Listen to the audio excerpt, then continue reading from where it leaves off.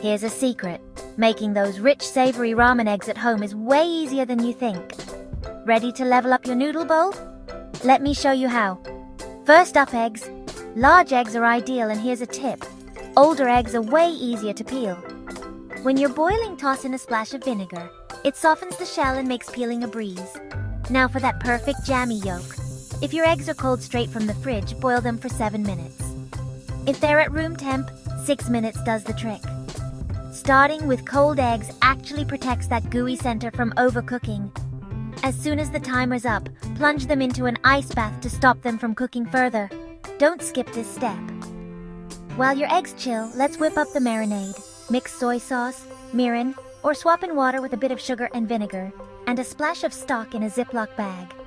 Pop the bag in a bowl for stability and gently add your peeled eggs. Here's a pro move.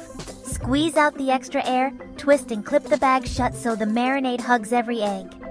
This way, you use less marinade and get maximum flavor. Let them soak in the fridge for at least 4 hours, or overnight if you can wait.